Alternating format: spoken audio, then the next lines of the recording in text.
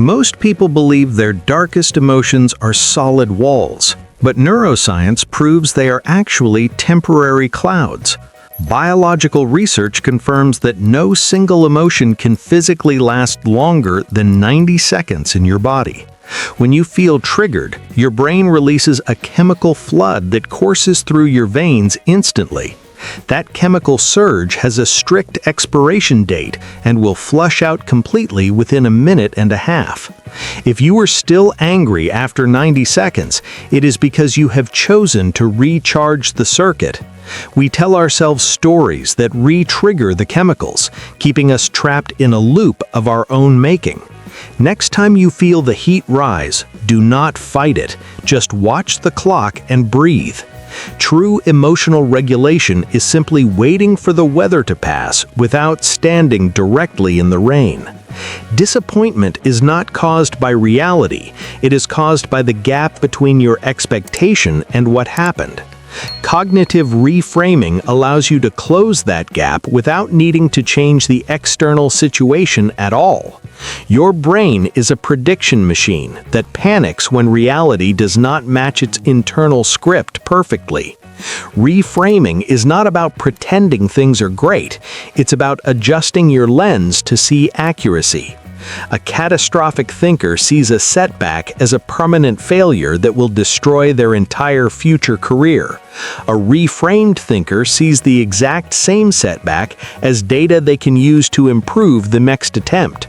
We have first aid kits for physical cuts, yet we have zero preparation for our inevitable emotional wounds. You need a pre-built toolkit ready for when anxiety strikes, not something you scramble to find later. Build your kit when you are calm, because your brain cannot make good decisions during a crisis. Include a sensory interrupter, like a strong scent or texture, to shock your system back to now.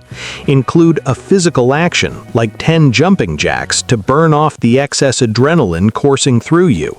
Store a specific note on your phone that reminds you of a difficult challenge you have already survived. This transforms you from a helpless victim into a prepared operator who knows exactly how to handle turbulence.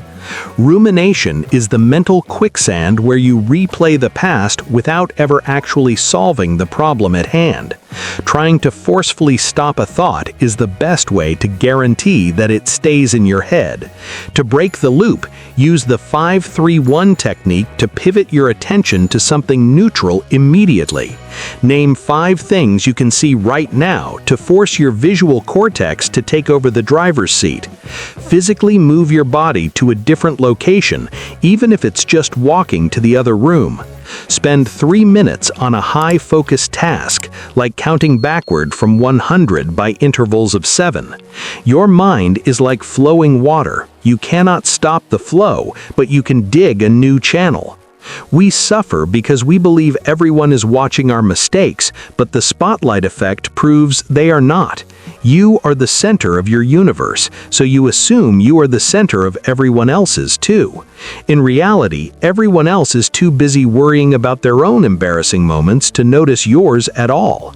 Think about a mistake a colleague made last week. You probably can't remember it because you don't care. That specific freedom allows you to stop performing for an imaginary audience that's not actually watching you.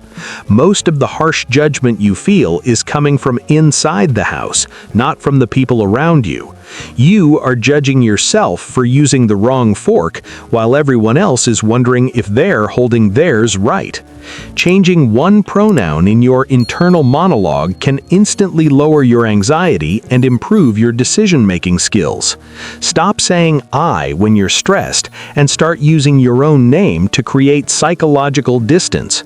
When you say "I'm failing," your brain fuses your identity with the temporary emotion of failure. When you say "Pete is struggling," you activate the brain region responsible for giving wise advice to friends. This simple linguistic shift moves activity from your emotional amygdala to your logical, rational prefrontal cortex. It's like having a wise personal coach on standby who knows your strengths but ignores your fear. We speak to ourselves with cruelty that we would never tolerate if it came from a friend or enemy. Positive thinking can actually sabotage you because it feels so good you lose the energy to act. You need mental contrasting, a mix of visualizing the dream and brutally analyzing the obstacles in the way. First, let yourself feel the excitement of the goal, then immediately identify what will likely stop you. Create an if-then plan. If I feel too tired to work, then I will do just 10 minutes. This prepares your brain for reality rather than seducing it with a fantasy that will never happen. Pure optimism is like planning a long road trip by looking at postcards but refusing to buy a map. You will eventually run out of gas in the middle of nowhere because you ignored the boring logistics. Resilience is bouncing back, but anti-fragility is the ability to actually get stronger because of the stress. Your muscles only grow because you tear them. Your mind only grows because you expose it to difficulty. Do not avoid all stress. Curate voluntary discomfort like cold showers or difficult conversations to build your tolerance. The goal is not a life of comfort. The goal is a system that benefits from the chaos. This is the Stockdale paradox. Retain absolute faith you will prevail while confronting the brutal facts of now. Optimists die of a broken heart because they set false timelines that pass without any change in circumstances. Realists survive because they know the road is long, but they refuse to stop walking down it. Stop relying on willpower and start building a personal resilience system that runs on autopilot during the storms. Your system needs 4 pillars: physiological regulation, cognitive framing, behavioral patterns, and a reliable social support network. Practice the 4-7-8 breathing technique daily so your body knows how to calm down before the panic hits. Schedule weekly check-ins with your support network so you have a safety net before you actually fall.